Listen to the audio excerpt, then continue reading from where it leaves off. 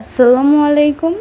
Afnan moms kitchen and ব্লগের প্রথম ভিডিওতে সবাইকে ওয়েলকাম জানাচ্ছি। আজকে আমি আপনাদের সাথে শেয়ার করতে যাচ্ছি আমি চাঁদ রাতে অথবা ঈদের আগের দিন রাতে কি করেছি। এমনিতে তো সারাদিন অনেক কাজ করা হয়েছে, কিন্তু সেগুলো কিন্তু ভিডিও না হয়নি। তো সারাদিনের ভিডিও না করে আমি আপনাদের সাথে এখন শেয়ার করছি আমি সন্ধ্যার দিকে কিভাবে পিঠাগুলো ভেজেছি। তো পিঠা ভাজার জন্য প্রথমে আমি শিরা করে নিচ্ছি, যেহেতু ফুল পিঠা অথবা নকশি পিঠা শিরাই দিতে হয়, আর পাতা পিঠা, শিরিষ পিঠা, ঝুরি পিঠা এগুলোর মধ্যে এই গুড়ের শিরা দিলে বেশি ভালো লাগে, সেহেতু প্রথমেই শিরা করে নিতে হবে। তো শিরা করার জন্য আমি ঝোলা গুড়টি নিয়ে নিয়েছি, তার মধ্যে একটি তেজপাতা ছিঁড়ে দিয়ে দিয়েছিলাম, তারপর জাল করে নিয়েছি। জাল করার পর যখন এভাবে দুললে এরকম তার সৃষ্টি হবে, তখন মনে হবে যে গুড়টি খুব ভালো মতো জাল দেওয়া হয়ে গিয়েছে। তো জাল দেওয়া হলে আমি এই গুড়ের শিরাটিকে প্রথমে নামিয়ে নেব। ফুল পিঠা অথবা নকশি পিঠাই কিন্তু এই ঝোলা গুড়টি দিয়ে ভালো হয়। আখের গুড় বা অন্যান্য যে পাটা গুড় রয়েছে সেগুলো দিলে কিন্তু পিঠাগুলো খুব বেশি ভালো লাগে না খেতে, তাই আমি সবসময় এই গুড়টি ব্যবহার করি। এবার ফুটন্ত গরম তেলে আমি নকশি পিঠা বা ফুল পিঠাগুলোকে ভেজে নিচ্ছি।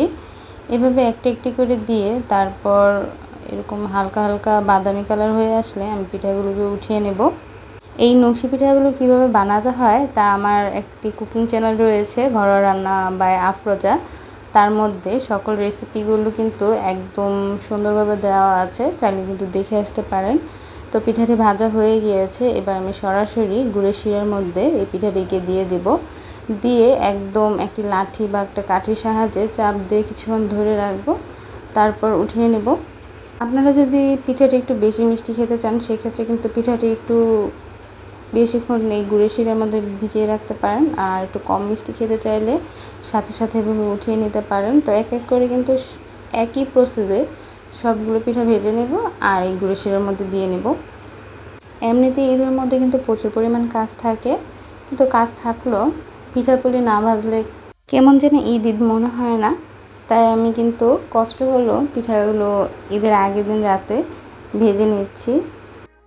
আচ্ছা বলুন তো, এই নকশি পিঠাটি কোন অঞ্চলে সবচেয়ে বেশি জনপ্রিয়?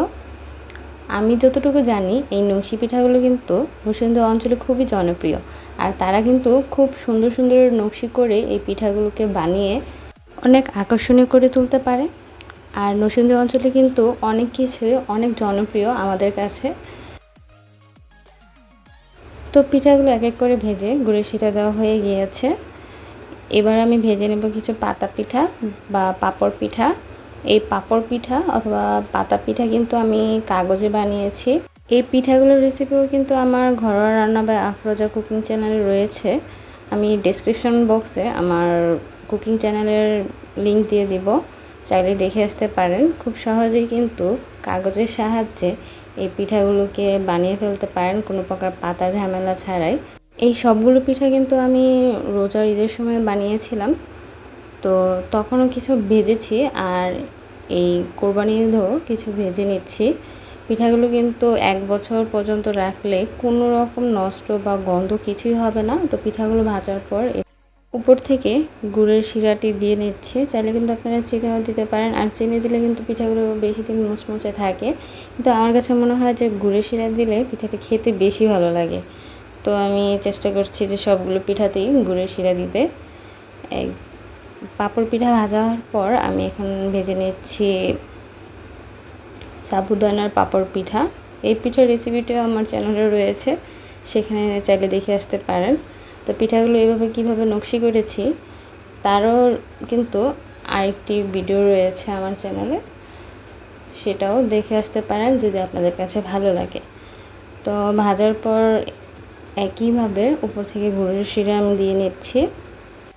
আমি কিন্তু শিরিষ পিঠাও বানিয়েছিলাম, কিন্তু এবার যেহেতু ঈদের আগে খুব কম পরিমাণ রোদ উঠেছে, আর পিঠাগুলো রোদে দিতে আমি ভুলে গিয়েছিলাম, আর রোদ ছাড়া কিন্তু পিঠা একদমই ফুলবে না, তাই সেই পিঠাগুলো আর ভাজা হয়নি। তারপর আমি ভেজে নিচ্ছি ঝুরি পিঠা।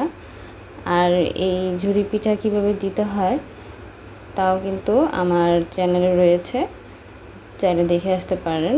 তো পিঠাগুলো প্রথমে আমি তেলে ভেজে নিচ্ছি, তারপর এর মধ্যে দিয়ে দেব গুড়ের পাক। গুড়ের পাক বলতে যে শিরাটি আমি বানিয়েছি তা উপর থেকে এভাবে ঢেলে দিতে হবে। তারপরে একটি লাঠি বা খুন্তির পিছন সাইড বা যে কোনো কিছুর সাহায্যে এভাবে নাড়িয়ে চাড়িয়ে নিলেই হবে, খুব বেশি কষ্ট করতে হয় না। আর এভাবে গুড়ের পাক দিয়ে তারপর এই ঝুড়ি বা ঝুড়ি পিঠা খেতে কিন্তু অনেক বেশি ভালো লাগে। যারা গ্রামে থাকেন তারা তো আমার মনে হয় যে কম বেশি খেয়েছেন, আর যারা খাননি তারা অবশ্যই চেষ্টা করবেন, এভাবে করে খেতে ভালো লাগবে। তো পিঠাগুলো ভাজার পর এবার আমি বানিয়ে নেব গরম মশলা, কারণ মাংস বা বিরিয়ানি তেহারি যাই রান্না করুন না কেন একটু গরম মশলা দিলে কিন্তু এর ফ্লেভারটি খুব বেশি ভালো লাগে। আর এমনিতে গোটা মশলা দেওয়ার পর কিন্তু ফেলে দিতে হয়, তারপরও গোটা মশলা দেওয়ার সাথে সাথে গরম মশলা দিলে রান্নাটি বেশি ভালো লাগে এবং এর কালারটি অনেক সুন্দর হয়। তো এখানে আমি তেজপাতাগুলো আগে কাঁচি দিয়ে কেটে নিয়েছি, তারপর কিছু এলাচ দিয়ে নিয়েছি। এলাচ যতটুকু দিব তার সমপরিমাণ আমি দারচিনি দিয়ে নিচ্ছি। দারচিনিগুলো একটু ছোটো ছোটো করে ভেঙে নিচ্ছি। আমি কিন্তু সবসময় শেষ হওয়ার আগেই এই গরম মশলাটি বানিয়ে রাখি। আর শাহি গরম মশলার রেসিপি কিন্তু আমার চ্যানেলে রয়েছে, চাইলে দেখে আসতে পারেন। আর নর্মাল যে গরম মশলা তা কম বেশি সবাই পারেন, এটা আর বলার কিছু নেই।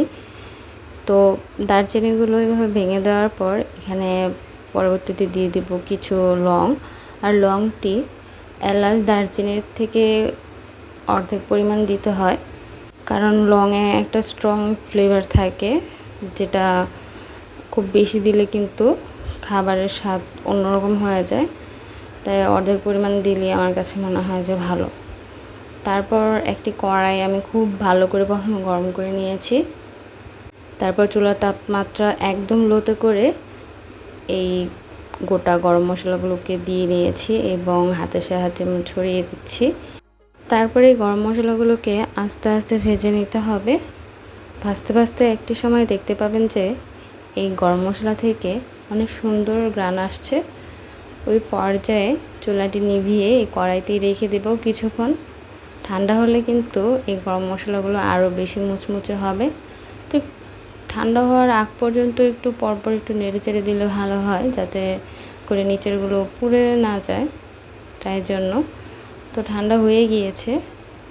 আর এদিকে আমি এখানে জিরেগুলো আস্তে আস্তে ভেজে নিচ্ছি। জিরেগুলো ভালো মতো ভাজলে কিন্তু ধরলেই এরকম গুঁড়ো হয়ে যায়, আর ভালো মতো ভাজা না হলেও কিন্তু ব্লেন্ডারে গুঁড়ো করার সময় গুঁড়ো হয় না।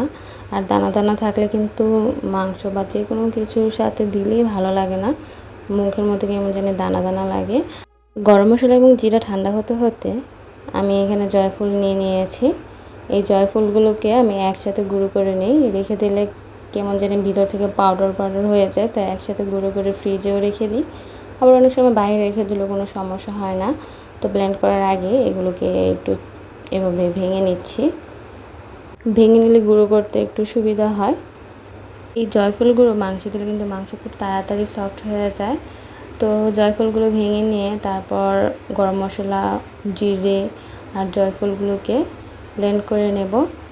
এই কাজগুলি কিন্তু আমি এদের আগের রাতে করে রাখি, এতে করে পরের দিন আর কোনো প্রকার সমস্যা হয় না। অনেক সময় 2-3 দিন আগেও করে রাখি, কিন্তু এবার একটু লেট করেই করেছি। আশা করি আফনানস মম কিচেন অ্যান্ড ব্লগ চ্যানেলের এই প্রথম ভিডিওটি আপনাদের কাছে ভালো লেগেছে। ভালো লাগলে অবশ্যই আমার চ্যানেলটি সাবস্ক্রাইব করবেন এবং আমার ভিডিওতে লাইক দিবেন। সবাইকে জানাচ্ছি ঈদের অনেক অনেক শুভেচ্ছা। সবাই খুব বেশি ভালো থাকবেন। আল্লাহ হাফেজ।